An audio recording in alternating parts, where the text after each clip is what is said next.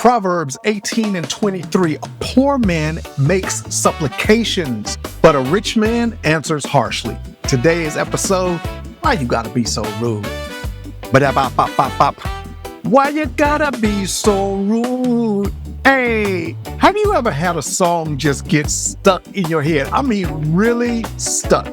They call it an earworm, that catchy tune that just loops endlessly inside your mind. Well, I've had one of those for the past couple of weeks. That reggae pop jam back in the day called Ruled by Magic. You know the one, the guy begging a father for his blessing to marry his daughter, only to get shut down with a cold no. But here's the real story. That song wasn't inspired by a wedding proposal gone bad.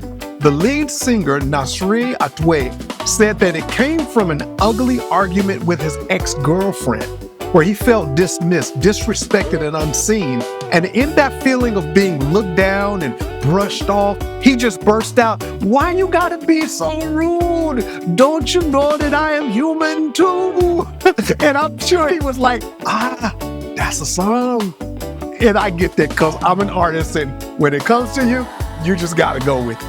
Well, that line, "Don't you know that I am human too?" That's where today's Proverbs meets the playlist. Proverbs 18 and 23 says, a poor person makes supplications, but a rich man answers harshly. That's not just about wealth. It's about power dynamics. It's about who gets to be rude.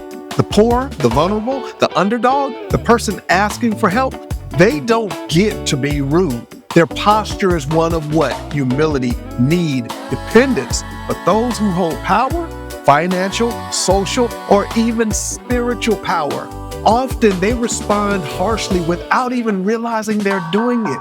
They confuse privilege with permission. So they get to be rude and they don't even notice it. That's why I'd like to flip that lyric today, not from why you gotta be so rude, but how did you get to be so rude?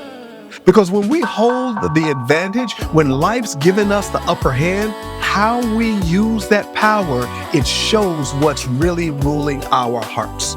When Jesus walked with his disciples, he saw the same imbalance. He saw people in power using position to oppress and not bless. So he told his closest students, love one another as I have loved you, John 13 and 34. Now, mind you, he modified that commandment after his initial teachings was to love one another as you love yourself. See, I personally believe that after 3 years of Jesus walking with these men, he knew they didn't even have a full frame of reference on how to love someone as they love themselves. So instead, he gave them a living model himself. Love one another how I'm loving you. Jesus, the human one, translation, the Son of Man, is the embodiment of God choosing to be fully human.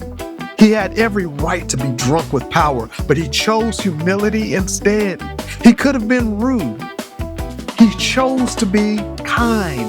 It's exactly what makes Jesus the perfect example of how to treat one another with dignity, respect, and love by seeing people as humans, not as problems. So let this stick in your mind. Rudeness is often unexamined privilege, but kindness, intentional grace-filled kindness, is power under control. Prayer.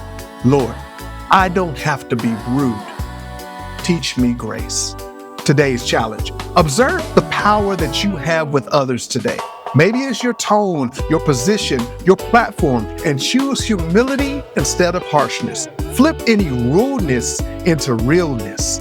Proverbs Daily is a reader and listener supported program. Every post is free, but if you'd like to help spread the message and make the sacred positively contagious, consider becoming a free or paid subscriber. Just look for the word upgrade or subscribe and click on that. Thanks in advance. About the author. Fred Lynch is a creative communicator, author, Christian hip-hop pioneer. To connect, just search Hey Fred Lynch and all the socials, or click the link in the description. Want daily wisdom on your phone? Then go to proverbsdaily.org or tap that subscribe button right now. Thanks for listening, and help us out by liking and sharing Proverbs Daily. Be wise, be well, Marry that girl. Marry her anyway. Gonna marry. It's gonna stay in my mind for the next 2 months. It's just gonna do that.